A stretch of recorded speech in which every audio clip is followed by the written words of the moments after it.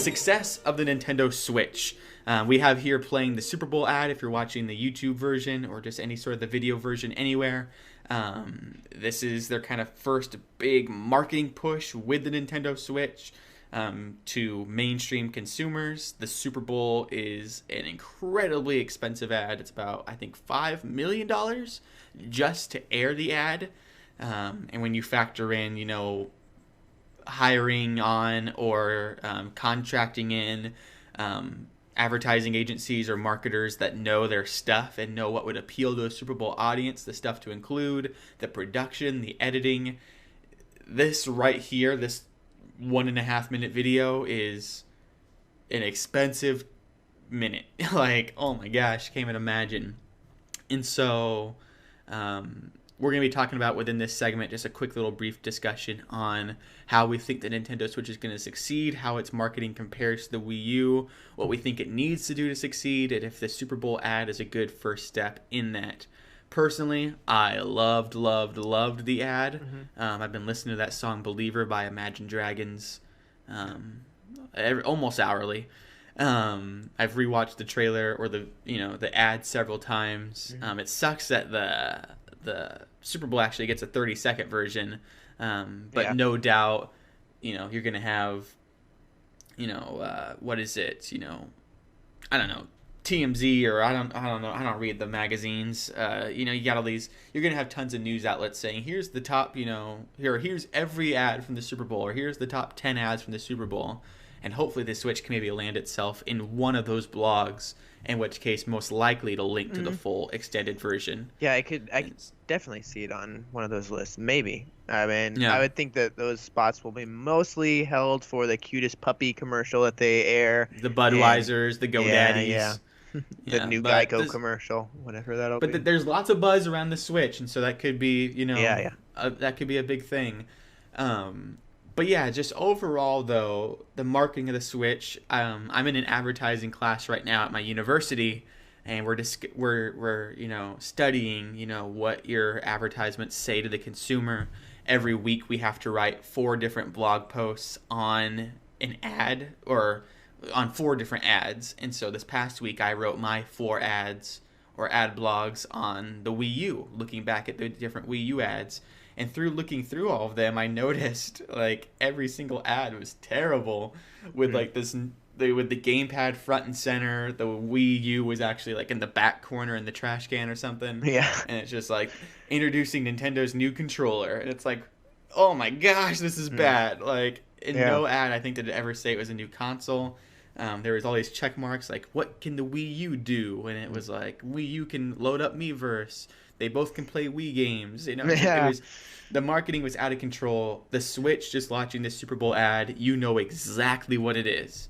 Like, yeah, they know that the hardware is a lot more like it's slick. It's got that cool factor, like we were even talking about last night with the new skins that are coming out. Some of these companies, lots of decals and covers coming out. Nice. They weren't interested in the Wii U at all, but now suddenly, so much interest is buzzing around the Switch. I think they just got the, I don't know what was going on with their whole console design department during this transition from Wii to Wii U to Switch, and like what Kimishima's role possibly had in like, did he say like we need to really switch up this design, or when did the design first sort of originate? Because I would think that back when they were first announcing the NX, which was years ago, they could have had an idea of what this was going to look like. And we've even seen that prototype of like the Wii U gamepad sort of looking like the Switch ended up being. And so I'm just wondering, like, I don't know, it seems like it really nailed the aesthetic look of the Switch, which has really played into its success, I think. And even the whole puppy dog meme and them even admitting that they had that in mind when designing the Switch. It just seems like there was a lot. I don't know if that was. I think that may have been a mistranslation. Oh. I think that was confirmed later, but yeah. One thing I'm noticing in watching the ad is none of this ad, the Super Bowl ad, is a lie in any sort of way. And what I mean by that is you look back at the Wii U and they had people with it on the floor. They were golfing. They were using the shurikens to go out. They were using, like, there was all these ads and videos around the Wii U gamepad that really were never fully fleshed out. Like, you had, what was it? Who was the guy from Whose Line Is It Anyway? Wayne Brady, right? Yeah. And he did like that whole series of Wii U ads where they like had the Wii U party thing, and there's like, okay, now you put the Wii U on the table and you all dance around it and stuff. Like, it was all these weird things, and all of those ideas never fully came to fruition. The Switch and this ad, we have definitive games coming out this year that use this technology to its full advantage. You know, Splatoon on the go, ARMS using the Joy-Cons, passing the Joy-Con to someone else to use as a Mario Kart controller, taking Zelda on the plane. Like, it's all these very real-life practical examples that they're just showing right here. This is why the Switch is so cool. And they never, ever had an ad like that with the Wii U. And if they did, it was isolated to only, like, Wii U Party or something like that. And so, personally, we can talk a little bit about numbers. It's estimated that the Wii U will sell about, or the Nintendo Switch will sell, I believe it was, didn't they say like 50 million or something by 2020? I think so, yeah. Yeah, something like that. Like, basically rivaling the success of the 3DS within the next 3 years, rivaling where the PlayStation 4 is currently now. But I thought rivaling Mishima came out and said he expects it to actually do the Wii or surpass the Wii. I'm trying to figure that out. There was an interview where the headline was Kimishima says that the Nintendo Switch will sell as well as the Wii. Apparently that was a mistranslation. How much mistranslation is going on out here? I know. It's probably because he's having all these interviews and someone on, Nintendo voice chat forums is like, I speak Japanese. Yeah. And what he said, it's like, all right, no, let's get an actual translator in here. And apparently because Japanese is just super hard to translate from, apparently what he was saying was that the Nintendo Switch has the same appeal as the Wii.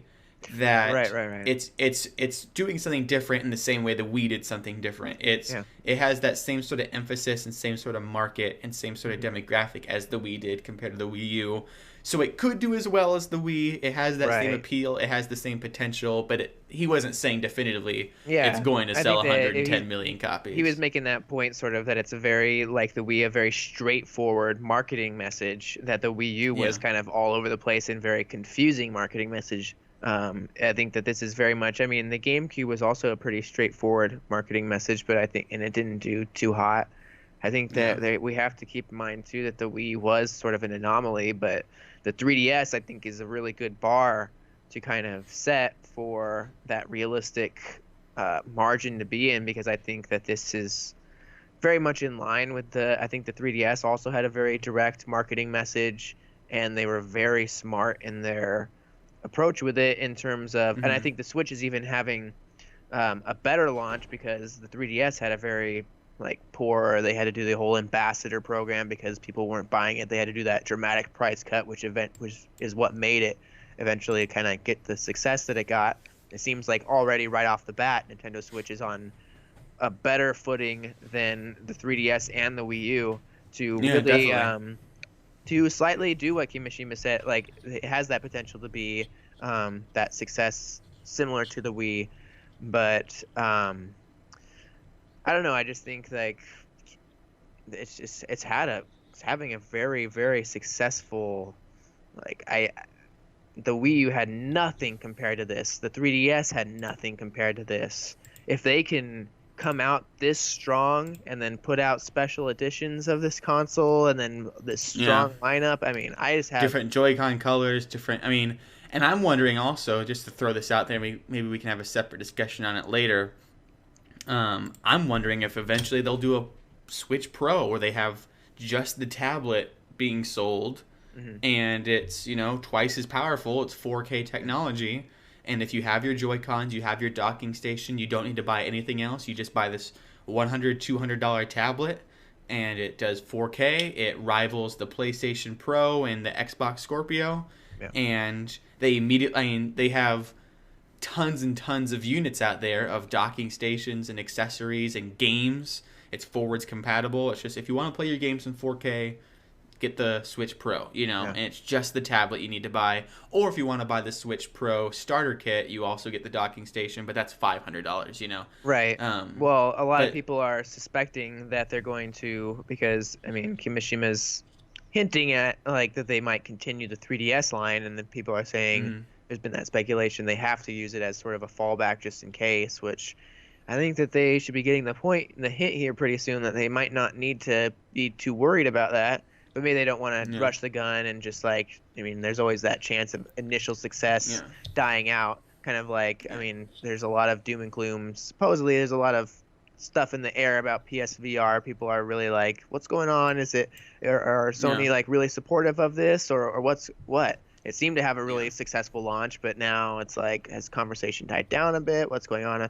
But I think that there's also been a lot of people speculating with the 3DS continuing that possibly the Nintendo Switch will have, they could do that thing where they put, maybe they'll do a Switch XL or a Switch I or a Switch Lite where yeah. it's the down-resed version that still plays a lot of those games, maybe not as well, maybe 30 The frames a Switch second. DS, where the Switch Right. has like a little cover, a little clamp cover, and it just comes up, and you have your Switch with the Joy-Cons on the side, but then a little cover Yeah, well, comes up, now and that's it's a a good second idea. screen. Yeah. Oh But my gosh, I'm a genius! it keeps, But we'll talk about the 3DS in just 1 second. Real quick, though, to end out the discussion on the future of the Nintendo Switch, we have here a list of all of the first-party games, or not first-party games, just the games announced or rumored or leaked or discussed at one point or another for the Nintendo Switch, updated yesterday by Absolute are we Magnitude going over on through Reddit. all of these titles? Huh? Are we going through all these games? Oh, no. We'll have Okay. to do that maybe in a future discussion. But just to have as a kind of a reference Mm. point of what we're Okay. saying, we know that the Switch is having an awesome first year.